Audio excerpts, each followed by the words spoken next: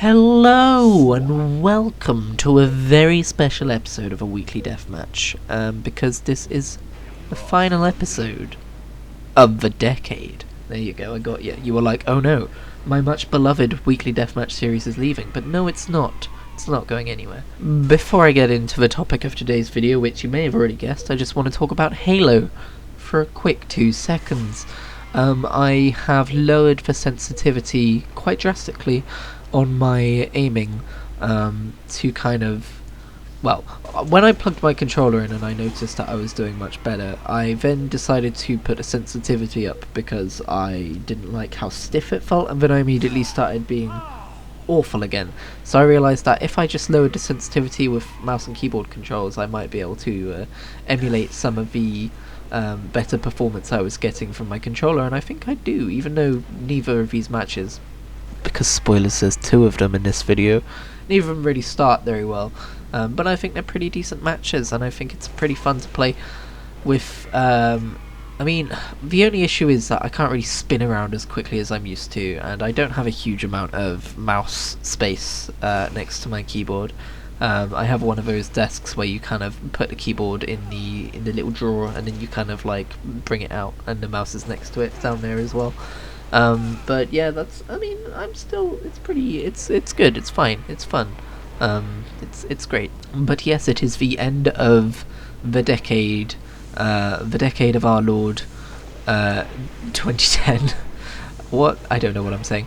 I've already gone over what my personal decade was like over on my bloggeroo, and that was a lot of fun and a little bit depressing, but I'm here to talk about video games and what the decade was like in video games. And do you have a favourite video game of the decade? Because I do, and mine, and it actually surprisingly did not take a lot of deliberation to work this out. Mine was Skyrim, The Elder Scrolls V, Skyrim, because that is the game that I really kind of got into the most this decade. I would say that isn't an MMO, and kind of feels weird to not count MMOs, but the best MMO is World of Warcraft, and that was released in 2004, and I'm not really including DLC or expansions in this list. But Skyrim is a massive open world RPG which achieves so much which other previous RPGs did not, and which has shaped the way that massive open world RPGs have really been made since. If you look at Breath of the Wild and The Witcher 3 and I'm assuming Horizon Zero Dawn, I haven't got around to playing that one yet, and to be fair, I've only just dipped my toes into The Witcher 3, but Breath of the Wild, at least, you can see there's a lot of Skyrim influence in there.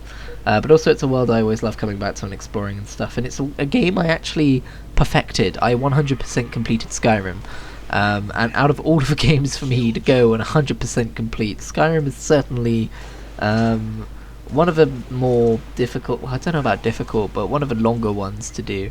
But I've put like, it might be the most amount of time I've sunk into a single player game. I think I've put, across all editions, a combined total of at least like 250 hours or so. And the craziest part about it is there is still so much that I could do. Like, I won't lie, all of the main things have been covered, like all of the guild quests, all of that kind of stuff. But there are so many, like, I've barely touched Morphal, and like there's a whole bunch of, there's just like everywhere you go there's stuff to do. And people are always discovering new things. I follow the Skyrim subreddit, and even people who are like 1,000 hours into that game are still posting about new things they found, and it's just fun to like, the combat isn't like the best ever made, but Stealth Archer is always fun, and along with Heat Signature, it's probably one of the only games that's really got me to embrace stealth gameplay. As for this decade in gaming, I think it's been pretty good if we're not talking about microtransactions and the general state of the gaming industry as a whole. And I mean, we did get battle royales towards the end there, which are fun but seriously overplayed, and I mean, we did get a lot of survival crafting games as well before that, but other than that, no, it's been great. I think that the Nintendo Switch is an easy choice for console of the year, because holy shit, that thing is amazing. And it's got so many brilliant first-party Nintendo exclusives as well. I mean, I guess this decade also saw the Wii U, so it's not like you can really say that they had a fantastic decade. They just kind of middled out in the end. But that's only because they had extreme lows and then extreme highs. Like, Super Mario Odyssey and Breath of the Wild are fantastic freaking games, and you don't really need anything else. Can you tell I haven't really come prepared to this conversation that I've decided to have one-sidedly? I haven't exactly written up a list of... Oh wait, hang on, I have. Let me go back and find it. Here we go. So my favourite games of the decade, ordered by release date. This is my opinion as of November 23rd, but we'll just go with it as probably being the same. 2010, Pokemon Soul Silver. 2011, get ready for a shocker, The Elder Scrolls V Skyrim. 2012, Diablo 3. 2013, Saints Row 4. 2014, Elder Scrolls Online.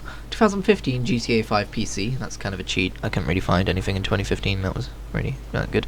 And then 2016, Overwatch. 2017, Destiny 2. 2018, Spider-Man on PS4, obviously.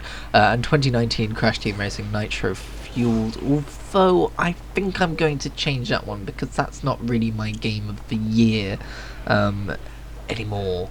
That probably goes towards either Pokemon Sword or Halo Reach, depending on whether you count ports and remasters and stuff or not. And if you count expansions, then it goes to Destiny 2 Shadowkeep. It's a whole thing. I wrote a blog post about it.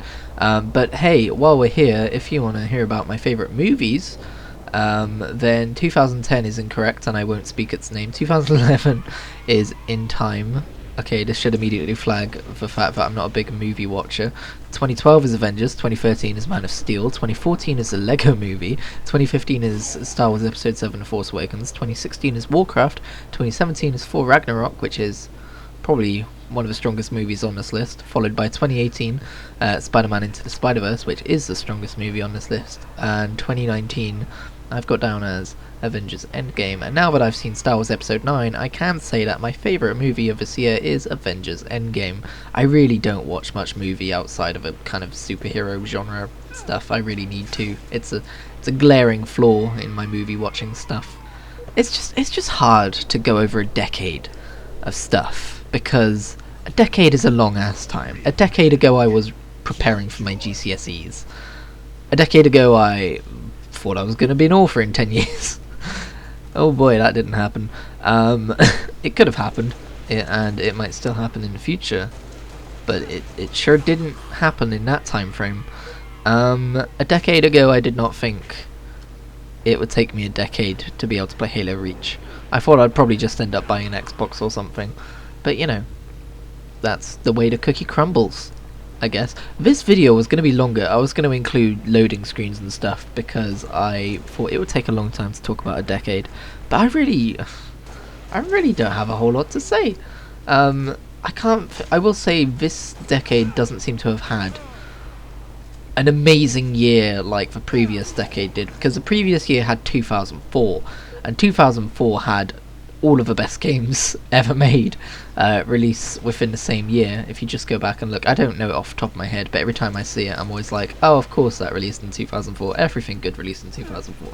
I might be wrong, but I'm pretty sure it's stuff like Ratchet and Clank 2, maybe Jak 2, and then it's like Grand Theft Auto San Andreas, I think, and just everything released in 2004, so I guess the closest we came to that was maybe 2017, but that's just because the Switch came out, and so did Breath of the Wild and Super Mario Odyssey, and like, I don't know, I should have researched before doing this video, but I didn't, so thanks for watching.